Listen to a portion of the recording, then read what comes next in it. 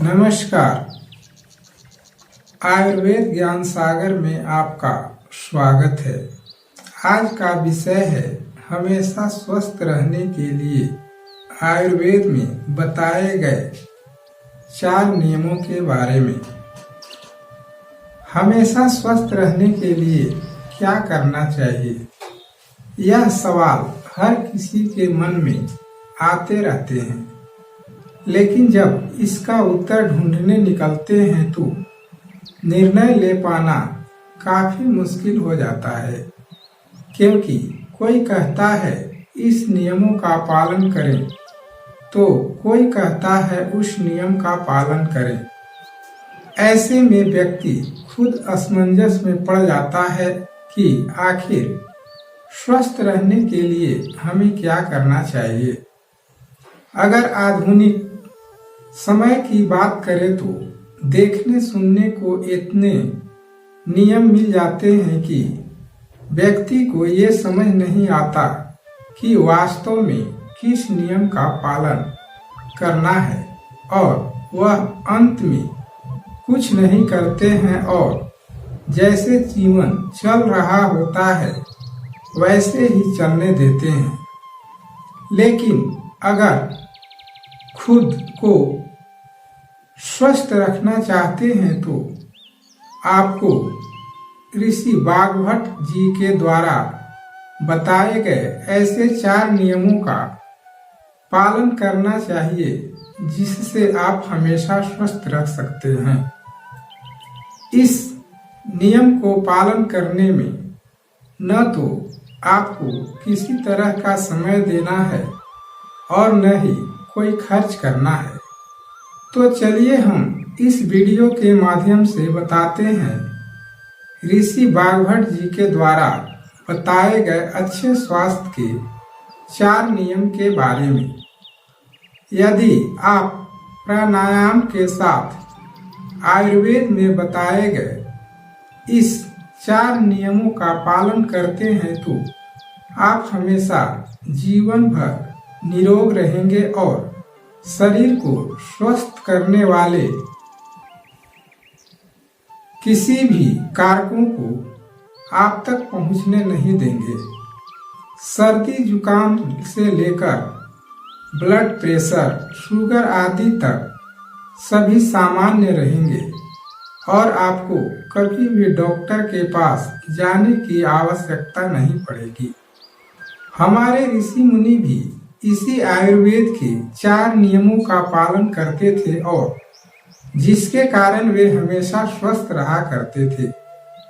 आयुर्वेद में कहा गया है कि किसी भी व्यक्ति को रोग मुक्त रहना है तो वह अपने जीवन में 3 बातों का हमेशा ध्यान रखे। वह 3 बातें हैं वात, पित्त और कफ। अर्थात जो व्यक्ति वात, पित्त और कफ को संतुलित रख लेता है तो वह हमेशा रोग मुक्त रहता है और वह हमेशा स्वस्थ रहता है। हमारे शरीर में 3 तरह के दोष होते हैं, जिसे आयुर्वेद में वात, पित्त और कफ कहा जाता है। और अगर यही वात, पित्त और कफ हमारे शरीर में असंतुलित हो जाते हैं तो रोग उत्पन्न करते हैं। इन्हीं को संतुलित रखने के लिए हमें उन 4 नियमों का पालन करना चाहिए जो बहुत आवश्यक है। आपकी जानकारी के लिए बता दें कि जब शरीर में वात बिगड़ जाता है तो 80 से ज्यादा प्रकार के रोग प्रवेश कर जाते हैं। वहीं अगर पित्त बिगड़ जाता है तो लगभग 50 से अधिक रोग शरीर में प्रवेश करते हैं। और जब कफ बिगड़ जाता है तो 28 रोग प्रवेश करते हैं। और यदि वात, पित्त और कफ तीनों एक साथ बिगड़ जाते हैं तो हमारे शरीर में 148 तरह के रोग प्रवेश कर जाते हैं। सर्दी, खांसी, जुकाम, मधुमेह से लेकर कैंसर तक वात, पित्त, कफ के बिगड़ने से ही उत्पन्न होते हैं। कुल मिलाकर कहा जाए तो हमारे शरीर में जो भी रोग उत्पन्न होते हैं आयुर्वेद के अनुसार वात, पित्त और कफ के बिगड़ने से ही होते हैं। इसलिए हमें वात, पित्त और कफ को हमेशा संतुलित रखना चाहिए। अब हम आपको बताते हैं वात, पित्त और कफ को संतुलित रखने के लिए वह 4 नियम क्या है। हमेशा स्वस्थ रहने के लिए पहले नियम की बात करें तो खाना खाने के बाद तुरंत पानी न पिए। व्यक्ति खाना खाने के तुरंत बाद पानी पीते हैं तो वह पानी जहर पीने के समान होता है। इसलिए खाने के तुरंत बाद पानी कभी नहीं पीना चाहिए। फिर पानी कब पीना चाहिए, यह प्रश्न आपके मन में जरूर आएंगे। तो आपको बताना चाहेंगे कि खाना खाने के 1 घंटे बाद पानी पीना है, अर्थात खाने के 1 घंटे के बाद ही पानी पीजिए, या कम से कम आधा घंटा तो आपको जरूर रुकना चाहिए। क्योंकि जब हम खाना खाते हैं तो वह खाना पेट में एक स्थान पर जमा हो जाता है और पेट के उस स्थान को जठर कहा जाता है, जिसे आमाशय भी कह सकते हैं। जठर में जैसे ही खाना जमा होता है तो आग जलने लगती है, जिस आग को जठर आग कहा जाता है।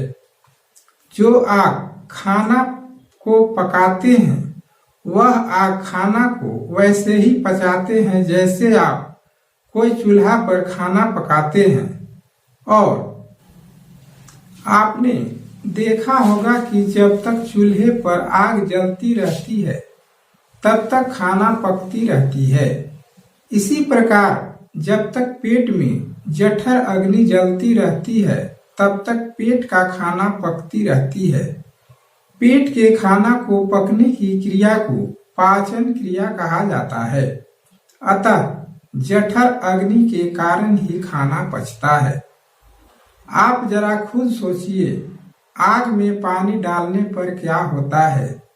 तो इसका सीधा सा जवाब है कि आग बुझ जाती है। उसी प्रकार जब हम खाना खाने के तुरंत बाद पानी पीते हैं तो जठर अग्नि बुझ जाती है, जिसके कारण हमारा खाना नहीं पचता है और वह खाना पेट में सड़ता है। जो सड़ा हुआ खाना कई प्रकार के विष उत्पन्न करते हैं और वह विष हमारे शरीर में कई रोग उत्पन्न करते हैं, जैसे कि पेट में गैस बनना, जलन होना, खाने के बाद पेट का फूलना उन्हीं कारणों से होता है। यानी खाना नहीं पचेगा तो वह सड़ेगा और खाना सड़ेगा तो विष बनेगा और विष बनेगा तो पेट में कई रोग उत्पन्न करेगा। और आप अच्छी तरह से जानते या सुने होंगे कि पेट खराब होने के मतलब है कि पूरा शरीर खराब हो जाता है। हाँ, यदि आप चाहें तो खाना खाने से 30-40 मिनट पहले पानी जितना मन करे पी सकते हैं। यह एक अच्छा विकल्प है। यदि खाना के बाद पानी पीना आवश्यक है तो आप जूस या मट्ठा पी सकते हैं। हमेशा स्वस्थ रहने के लिए दूसरी नियम की बात करें तो आप जब भी पानी पिए घूट घूट कर पानी पिए।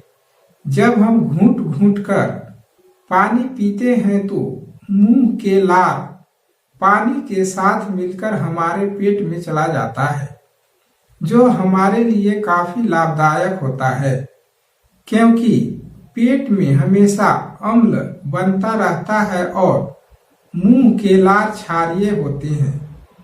जब अम्ल और क्षारीय आपस में अच्छी तरह से मिलते हैं तो पेट में अम्लता को बढ़ने नहीं देते हैं। यानी एसिडिटी की समस्या नहीं होने देते हैं। और जब पेट में अम्लता नहीं होगी तो रक्त में भी अम्लता नहीं होगी, और जब रक्त में अम्लता नहीं होगी तो कभी भी वात, पित्त और कफ के असंतुलित होने की संभावना नहीं रहेगी, जिससे हम बीमारियों से बचे रहेंगे।